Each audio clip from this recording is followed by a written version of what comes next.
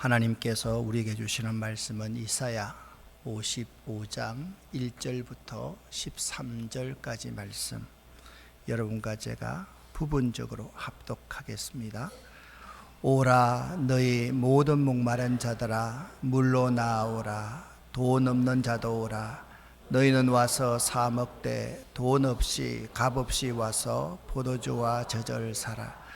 너희가 어찌하여 양식이 아닌 것을 위하여 언을 달아주며 배부르게 하지 못할 것을 위하여 수고하느냐. 내게 듣고 들을지어다. 그리하면 너희가 좋은 것을 먹을 것이니 너희 자신들이 기름진 것으로 즐거움을 얻으리라.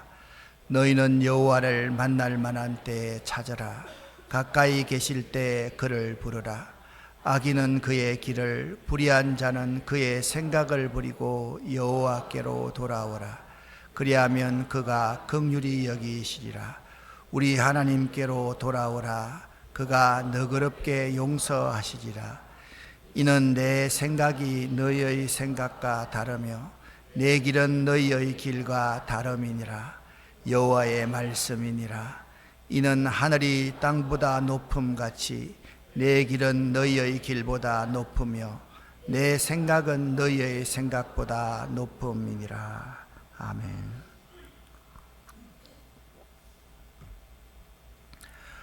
우리들은 삶과 밀접한 주제를 성경에서 인용하여 그 말씀으로 인하여 은혜를 받고 살아가는 경우가 많습니다. 말씀 해석은 그게 아닌데 그 말씀을 적용하여 사용하는 경우가 매우 많습니다. 오늘 우리가 볼 이사야서 55장이 그런 대표적인 예가 된다 할 수 있겠습니다. 이사야서는 신약성경 27권, 구약성경 66권, 똑같이 66장으로 구성되어져 있습니다. 이사야서는요, 세 부분으로 나눌 수가 있는데요. 제1이사야 1장부터 39장입니다. 제1이사야서의 내용은요, 포로기 이전을 의미합니다. 그리고 제2이사야는 40장부터 55장인데 포로 중에 있는 백성들에게 던지는 메시지입니다. 제3이사야는 56장부터 마지막 66장까지인데 포로기 이후에 이스라엘 백성에게 주시는 하나님의 말씀입니다.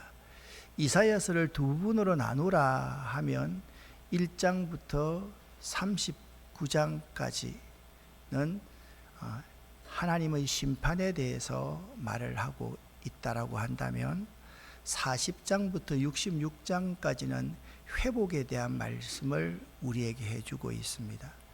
66장의 이사야서 내용을 세부적으로 7부분으로 한번 나누어서 정리해 보도록 하겠습니다. 이 정리를 하면 여러분이 혹시나 이사야서를 읽으면서 갑자기 이사야서는 유일하게 왕 한 사람을 잘 언급하고 있는데 히스기야 왕만 언급하고 앞뒤 내용이 구성되어져 있다는 것을 알게 될 것입니다. 1장부터 35장까지가 하나의 부분입니다. 유다에 대한 심판, 모든 열방에 대한 심판이 예언되어 있고요. 심판과 축복에 대한 예언이 35장까지 이루어져 있습니다. 그런데 매우 중요한 것 하나가 있습니다. 이사야서를 읽어가면서 여러분이 한 번쯤은 물음표를 던져 보았을 것인데 36장부터 39장의 이야기입니다. 갑자기 히스기야 왕 관련 역사 이야기가 나옵니다. 왜 히스기야 왕 관련 역사 이야기가 나올까를 여러분 잘 생각해 보시기를 바랍니다.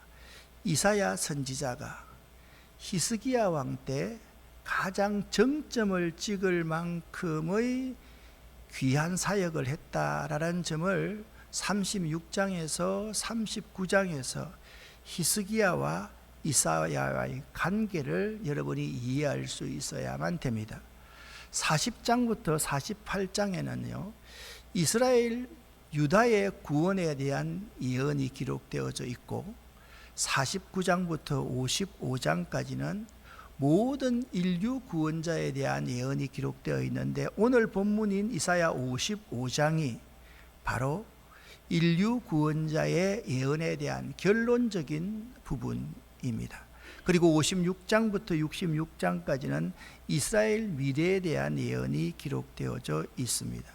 55장을 읽으면서 인류 구원자 메시아가 모든 인류 한 사람 한 사람을 어떻게 하나님의 구원으로 초대하고 있는지, 그 점을 여러분들이 볼 수 있어야만 됩니다. 지금까지 우리들은 이 전체 이사야서 55장 내용을 이해하지 않고 한 구절 한 구절만을 적용하면서 이해를 해왔습니다. 1절 2절은 대표적인 말씀입니다.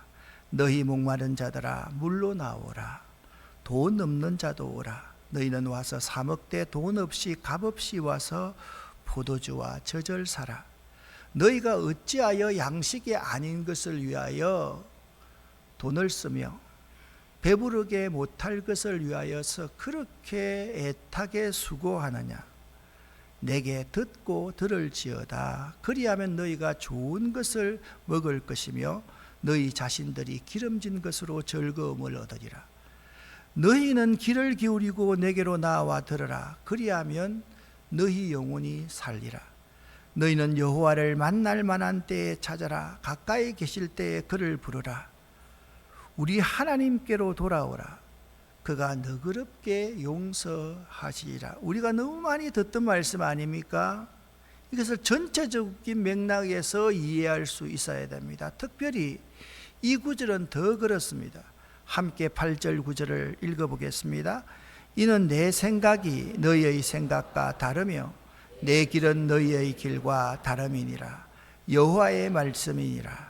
이는 하늘이 땅보다 높음같이 내 길은 너희의 길보다 높으며 내 생각은 너희의 생각보다 높음이니라. 아멘. 따로 한 구절 한 구절씩 적용해서 은혜를 받는 것도 중요합니다. 그러나 이사야 55장 1절부터 13절까지를 전체적인 맥락에서 본문을 바로 이해해야 하겠습니다. 그래야 이사야 선지자를 통해서 우리에게 하시는 하나님의 말씀을 바로 들을 수 있기 때문입니다.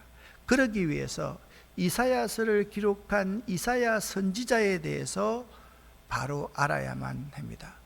이사야 선지자는 어떤 사람인가? 이사야 선지자입니다. 이사야의 이름은요, 예수와 똑같은 어원을 가지고 있습니다. 여호와의 구원이라는 뜻을 가지고 있습니다. 그는 아모스의 아들이었고요, 주전 739년 정도부터 681년까지 대략 50여 년 동안 예루살렘에서 사역을 했던 선지자입니다. 이사야는 말씀을 전거할 때 거침없이 말씀을 선포했던 사람입니다. 이사야는 유다 왕 가운데서, 여기 좌측에 르호보암이 솔로몬의 아들 아닙니까? 르호보암부터 시작해서 마지막 시드기야 왕, 두 눈이 뽑혀서 바벨론으로 끌려가는 시드기야 왕까지 몇 차례의 위기가 있었는데, 그중 가장 큰 위기의 시대, 우시야 왕의 말기 때부터 므낫세 초기까지 5 유다 왕 때 활동했던 선지자가 이사야 선지자였습니다. 이사야는요, 가장 믿음이 좋은 히스기야 왕 때 활동했을 뿐만 아니라 가장 악한 왕이었던 므낫세와 아하스 왕 사이에 끼어있던 예언자였습니다. 그러니까 이 히스기야 시대 이사야가 주 활동을 하였음을 알 수가 있습니다. 그래서 이사야서 66장까지 해서 이상하게도 36장부터 39장까지 이사야서는 히스기야 왕에 대해서 36장, 37장, 38장, 39장 이 네 권에서 집중적으로 히스기야 왕 한 사람을 다루고 있다는 점을 우리가 이해할 수 있습니다. 말씀드렸듯이 탈무드와요 외경에 의하면 이사야는 다음과 같이 죽음을 당했다라고 기록하고 있습니다. 히스기야가 나이 들어 죽게 되었을 때 이사야는요 히스기야 왕에게 이런 예언을 합니다. 당신의 아들 므낫세가 왕이 되었을 때 벨리알 사탄에게 사로잡혀서 결코 다윗의 길을 걷지 않을 것이며 당신과는 전혀 다른 길을 걸을 것인데 그는 하나님을 반역할 사람이다. 나도 당신의 아들의 손에 죽을 것이다 라고 이사야가 예언을 했는데요, 이사야는 자기의 예언대로 그 믿음이 좋았던 히스기야의 아들 므낫세에 의해서 톱으로 켜서 순교를 당했다라고 알려져 있습니다. 그러니까 이 히스기야의 아들 므낫세에 의해서 이사야가 이렇게 톱으로 켜서 죽임을 당했던 순교자가 이사야입니다. 19세 때 하나님께 부르심을 받은 이사야가 예루살렘에서 50년은 5왕을 모시면서 사역하고 나서 백발의 노인이 되었을 때 가장 믿음 좋은 사람의 아들로 태어난 므낫세에 의해서 톱으로 켜서 죽임을 당했다. 목사님, 어떻게 해서 성경에 없는 이야기를 목사님이 지어내는 것 아닙니까? 그렇지 않습니다. 히브리서 11장 35절 37절 말씀에 이런 말씀이 기록되어져 있습니다. 여러분, 성경에 톱으로 켜서 죽임을 당했다라는 사람이 기록되어 있는 거 봤습니까? 없지 않습니까? 그런데 히브리서 기자는 이렇게 말씀하고 있습니다. 또 어떤 이들은 더 좋은 부활을 얻고자 하여 조롱과 채찍질뿐 아니라 결박과 옥에 갇히고 돌로 쳐서 죽임을 당하는 것과 톱으로 켜서 죽임을 당하고 칼로 목베어서 죽임을 당하였다라고 말씀하고 있습니다.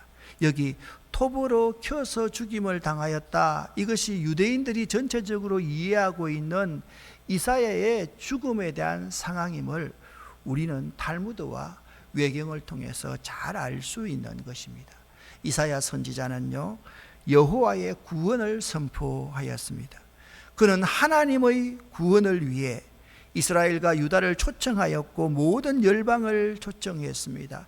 이 초청의 절정의 장이 바로 오늘 본문인 55장 내용입니다. 이사야 55장의 구성은 이렇게 되어 있습니다. 1절부터 13절까지를 본문으로 삼았는데요, 1절부터 5절까지에서는 하나님께서 구원례로 모든 사람들을 초대하고 있다. 그 하나님의 구원의 초청은 값없이 베푸는 풍성한 구원이다 라고 말씀하고 있습니다. 그리고 6절 7절은 그 하나님의 초대에 이렇게 반응하라고 간곡하게 요청하고 있는 내용입니다. 여호와를 만날 만한 때가 있고 가까이 계실 때가 있는데 그때 하나님을 부르라, 그렇게 말씀하고 있습니다. 그리고 8절 9절은 우리가 너무 잘 아는 말씀입니다. 나의 길과 하나님의 길이 다르고 내 생각과 하나님의 생각이 다르다. 우리가 구원받는다는 것은 하나님의 너그러운 용서에 의해서 구원을 받을 수가 있는데 우리 인간의 생각과 길, 그것은 하나님의 생각과 길과는 차원이 다르다라고 말씀하고 있습니다. 그러니까 1절부터 13절까지의 내용은 이렇습니다. 1절부터 5절까지는 값없는 하나님의 초청에 대해서 말씀하고 있고요, 6, 7절은요 이 하나님의 초청에 대해서 응답해야만 한다. 그리고 8절 9절은 구원이라는 것은 하나님의 너그러운 용서에 의해서만 가능하기 때문에 내 생각, 내 길을 가지고 구원을 이해해서는 안 된다라고 말씀하고 있습니다. 특별히 본문의 6절부터 9절까지 이 말씀들은 초청하시는 하나님의 마음을 우리에게 잘 보여주고 있습니다. 그러면 10절부터 13절은 어떤 내용이 기록되어 있는지를 한번 보시기를 바랍니다.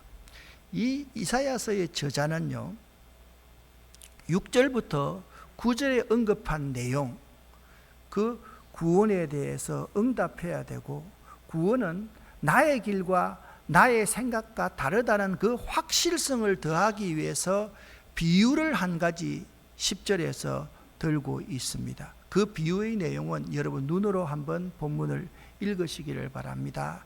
10절입니다. 척박한 토지 위에 하나님께서 항상 비와 눈을 내리시는데, 척박한 토지 위에 하나님께서 비와 눈을 내리시면 잘 느끼지는 않지만 그 하나님이 내리시는 비와 눈을 통해서 척박한 그 토지가 옥토로 만들어지고, 그 옥토는 열매를 내고 파수꾼은 파종하여 양식을 얻는다라는 것입니다.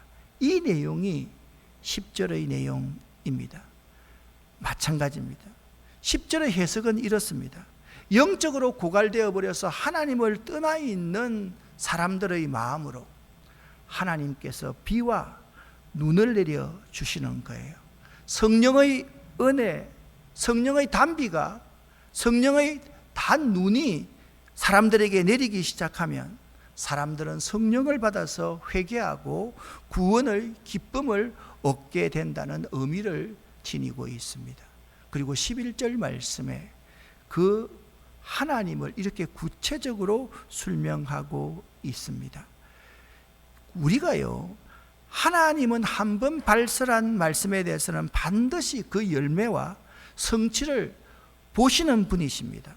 그것을 한 번 내려진 비와 눈은 반드시 그 열매를 낳는다라는 알기 쉬운 자연의 이치를 통해서 저자는 이렇게 설명하고 있는 것입니다. 내 입에서 나오는 말도 그러하다. 내 말은 헛되이 내게로 돌아오지 않는다. 내 뜻을 이룬 뒤에야, 내가 하라고 보낸 일들을 다 이룬 이에야 나에게로 돌아온다. 그렇게 말씀하고 있습니다. 하나님의 예언의 말씀은 그 예언의 말씀이 다 이루어지는 거예요. 하나님의 복음의 말씀이 선포되면 어떻게 선포되는지 아십니까? 비와 눈처럼 척박한 인간들의 그런 옥토에 하나님의 비와 눈이 내리면 그것이 박토에, 이 박토가 옥토가 되어서 그 속에서 생명의 씨앗, 구원의 역사가 역동적으로 일어나는 것을 우리에게 말씀하고 있는 것입니다. 그러므로 자, 1장부터 39장까지는 포로 전의 상황을 말하고 있다라고 하면 40장부터 55장은 포로 중에 있는 백성들에게 말씀하는 말씀이라고 말씀드렸습니다. 그러므로 이 하나님의 비와 눈이 내리면 포로로 잡혀갔던 하나님의 백성들이 하나님의 그 성령의 역사로 말미암아서 구원의 기쁨과 평화를 누리며 살 것이라 그렇게 말씀하고 있습니다. 12절 말씀이 그 말씀입니다. 함께 읽어보겠습니다. 그러므로 너희는 기쁨과 평화를 누리며 살 것이다. 산과 언덕이 너희 앞에서 큰 소리로 노래하며 숲의 모든 나무가 손뼉을 칠 것이다. 아멘. 여기 하나님의 백성에게 구원의 기쁨이 있으면요, 자, 여러분 보세요. 구원받지 못하는 것은 어떤 것입니까? 하나님과 인간과의 관계가 단절됐습니다. 구원받지 못하는 상태입니다.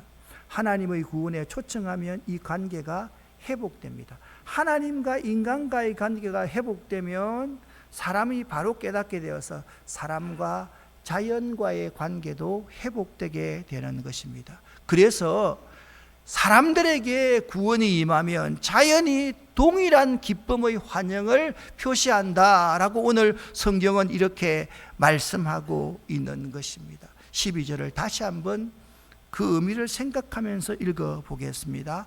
그러므로 너희는 기쁨과 평화를 누리며 살 것이다. 산과 언덕이 너희 앞에서 큰 소리로 노래하며 숲의 모든 나무가 손뼉을 칠 것이다. 아멘. 사람이 진정한 구원을 느끼게 되면 이 세상을 내가 조화롭게 하나님의 청지기로서 관리해야 되겠구나라는 생각이 있어서 자연과의 관계 속에서 자연도 기쁨과 평화를 누릴 수 있다라고 이사야서는 우리에게 말씀하고 있습니다. 13절 말씀입니다. 같이 읽겠습니다. 가시나무가 자라는 곳에 잣나무가 자랄 것이고 이것이 여호와의 약속의 기념이 되어 없어지지 않고 영원히 남을 것이다. 아멘. 여기 가시나무는 사악한 자를 상징하고 잣나무는 경건한 백성을 상징하며, 그리고 잡초가 자라던 곳에, 찔레가 있는 곳에 화석류가 자랄 것이다. 화석류는요, 축제를 위해 필요한 초막을 짓는 데 사용하는 유용한 나무를 의미합니다. 그러니까 악한 자들이 덕실거리는 곳에 경건한 백성들이 일어나게 될 것이고, 황폐하던 땅, 잡초가 자라던 곳에 화석류가 자라게 되어서 사람들이 풍성한 열매를 얻어서 축제와 기쁨을 누리게 될 것이다 라고 말씀하고 있습니다. 바로 이와 같은 구원의 결과들과 열매들은 13절에 이렇게 표현하고 있습니다. 이것이 여호와의 약속의 기념이 되어 없어지지 않고 영원히 남을 것이다 라고 말씀하고 있습니다. 사랑하는 성도 여러분, 우리들이 값없이 주시는 하나님의 구원의 초청에 응하기만 하면 이러한 놀라운 일들이 일어나게 될 것입니다. 할렐루야. 이 말씀을 듣고서 이 말씀을 다시 한번 앞주부터 읽어보면 참 말씀이 의미가 있습니다. 너희는 귀를 기울이고 내게 나와 들으라. 그리하면 너희 영혼이 살리라. 너희는 여호와를 만날 만한 때에 찾으라. 가까이 계실 때에 그를 부르라. 여호와를요 만날 만한 때가 있습니다. 이것은 지금은 여호와를 만날 수 있을 만한 때임을 암시하는 동시에 때가 되면 그분을 만나고 싶어도 만날 수 없다는 사실을 동시에 공고하고 있습니다. 선지자는요 하나님의 초청에 즉각적으로 응답하라고 호소합니다. 찾으라, 부르라 하는 것은 찾으면 만나주시고 부르면 들어주신다라는 의미입니다. 그런데 만날 만한 때와 가까이 계실 때라고 단서가 붙어 있습니다. 뒤집어 놓고 생각하면 이렇습니다. 하나님께서 꼭 내가 어려움을 당할 때는 만나주시지 않는 것처럼 여겨질 때가 있고요, 가까이 계시지 않는 것처럼 여겨질 때도 있다라는 의미입니다. 그래서 가까이 계실 때 하나님을 부르라 라고 말씀하고 있는데, 여기 부르라라는 히브리어의 의미는 이런 의미입니다. 하나님의 자비에 너 자신 전체를 던지라 라는 의미입니다. 가까이 계신 하나님께 네 인생을 다 맡기라 라는 의미입니다. 그러므로 악인은 그의 길을 버려야 되고 불의한 자는 그의 생각을 버리고 여호와께로 돌아와야만 합니다. 구원받는 길은요, 구원받은 생각은 다른 것이 아닙니다. 하나님이 긍휼히 여겨 주셔야 구원을 받을 수 있고, 하나님이 너그럽게 용서해 주셔야지 구원을 받을 수 있는 것입니다. 그러므로 하나님의 구원의 특징은 세 가지가 있다라고 오늘 본문에 말씀하고 있습니다. 첫 번째, 사람들이 자신의 길을 버려야 합니다. 사람들이 그의 생각을 버리지 않으면 하나님의 구원이 그에게 임하지 않습니다. 사람들이요 여호와께로 돌아와야지 하나님의 구원이 그에게 임합니다. 그리고 구원은 하나님이 긍휼히 여겨 주셔야 하고 하나님께서 나를 너그럽게 용서해 주실 때 이루어지는 것입니다. 그 하나님의 긍휼하심과 용서를 받아들이는 사람에게 구원이 임합니다. 할렐루야. 아무리 하나님이 초청하고 그리스도가 여러분을 초청한다 할지라도 여러분이 마음 문을 닫고 그리스도를 받아들이지 않으면, 영접하지 않으면 하나님의 구원이 여러분에게 임할 수가 없다라는 사실입니다. 이것이 매우 중요합니다. 다시 한번 강조해서 말씀을 드립니다. 구원은 하나님이 나를 긍휼히 여겨 주십니다 라는 사실을 받아들여야 구원이 임합니다. 내 상태가, 내 지난날이 어떻든지 전혀 상관없이 하나님이 나를 너그럽게 용서해 주시는 분이십니다. 아멘. 이 사실을 받아들일 때 여러분에게 하나님의 구원이 임하는 것입니다. 할렐루야. 이제 이 말씀을 좀 바르게 해석하면서 한번 받아 적용해 볼 수 있으면 좋겠습니다. 8절 9절 말씀을 다시 한번 읽어보겠습니다. 이는 내 생각이 너의 생각과 다르며 내 길은 너희의 길과 다름이니라. 여호와의 말씀이니라. 이는 하늘이 땅보다 높음같이 내 길은 너희의 길보다 높으며 내 생각은 너희의 생각보다 높음이니라. 아멘.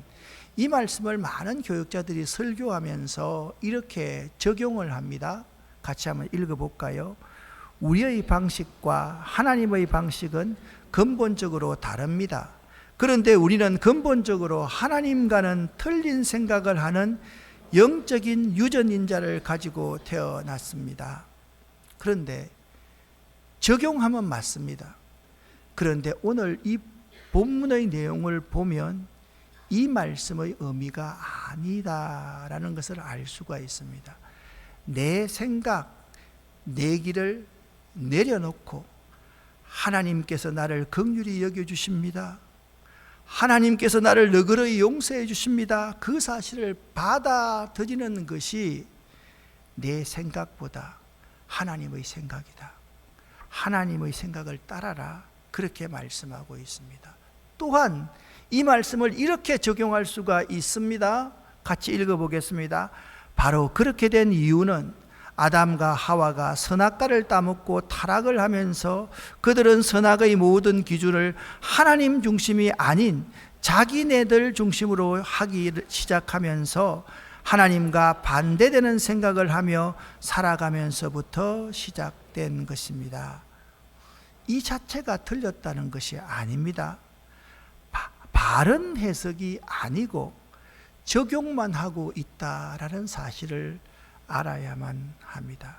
사랑하는 성도 여러분, 오늘 이사야 55장 1절부터 13절까지 말씀, 하나님의 구원의 초청에 대해서 우리는 긴급하게 응답할 수 있어야만 됩니다. 내 생각, 내 길을 버리고 하나님의 생각, 하나님의 길을 따를 때 거기에 구원이 임한다는 사실을 우리에게 말씀하고 있습니다. 그 말씀의 의미가 이는 하늘이 땅보다 높음같이 내 길은 너희의 길보다 높으며 내 생각은 너희의 생각보다 높음이니라. 내 길은 너희의 길과 다르다라고 하나님은 구원에 있어서 우리에게 말씀하고 있습니다. 착한 일을 행하면, 좀 착하게 살면, 다른 사람을 잘 도우면 구원받을 것 같은데 그런 게 아니라는 거예요. 그런 사람의 생각으로 구원받는 게 아닙니다. 사람이 가는 길로 구원받는 게 아니라는 거예요. 사랑하는 성도 여러분, 오늘 이 시간 하나님께서 동일하게 그 시대와 마찬가지로 여러분을 초청하고 계십니다. 사랑하는 아름다운 교회 성도 여러분, 마음을 열고 여러분 자신의 길과 생각을 내려놓고 이 시간 예수님을 받아들일 수 있기를 예수 이름으로 간절히 축원합니다. 이 시간 우리 모두가 다 예수 믿는 사람이다.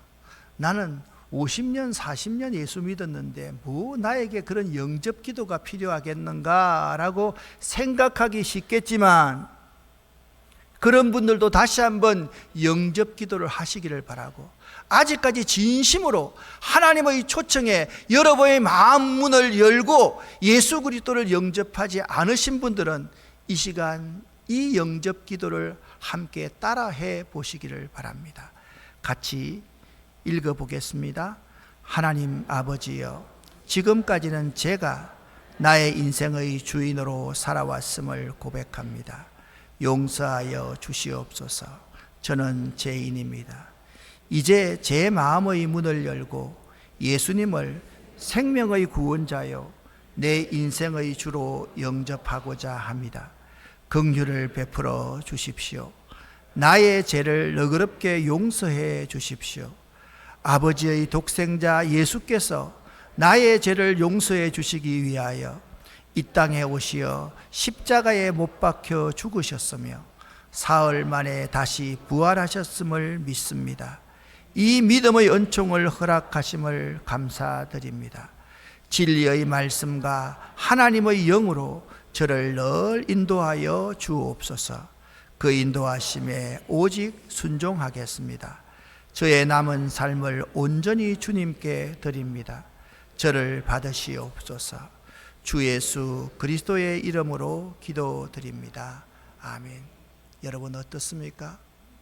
진심으로 여러분 마음 문을 열고 여러분을 내려놓고 하나님이 나를 긍휼히 여겨 주심을 받아들이십니까? 여러분의 지금까지의 어떤 모습이든 그 모습을 여러분 스스로가 보지 말고 하나님은 나를 너그럽게 용서해 주시는 분이십니다. 할렐루야. 이 사실을 받아들이신다면, 혹시나 아직까지 그 사실을 받아들이지 못한 분이 있다면 여러분의 오른손을 여러분의 가슴에 얹고 처음부터 끝까지 다시 한번 고백해 보도록 하겠습니다. 하나님 아버지여, 지금까지는 제가 나의 인생의 주인으로 살아왔음을 고백합니다. 용서하여 주시옵소서. 저는 죄인입니다. 이제 제 마음의 문을 열고 예수님을 생명의 구원자여 내 인생의 주로 영접하고자 합니다. 긍휼을 베풀어 주십시오. 나의 죄를 너그럽게 용서해 주십시오. 아버지의 독생자 예수께서 나의 죄를 용서해 주시기 위하여 이 땅에 오시어 십자가에 못 박혀 죽으셨으며 사흘 만에 다시 부활하셨음을 믿습니다. 이 믿음의 은총을 허락하심을 감사드립니다. 진리의 말씀과 하나님의 영으로 저를 늘 인도하여 주옵소서. 그 인도하심에 오직 순종하겠습니다. 저의 남은 삶을 온전히 주님께 드립니다. 저를 받으시옵소서.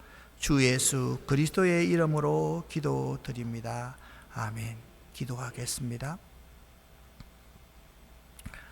살아계신 하나님 아버지, 우리가 오랫동안 예수를 믿는다고 하면서 진심으로 영접기도 한번 하지 않고 살아왔던 우리의 삶을 이 시간 되돌아봅니다.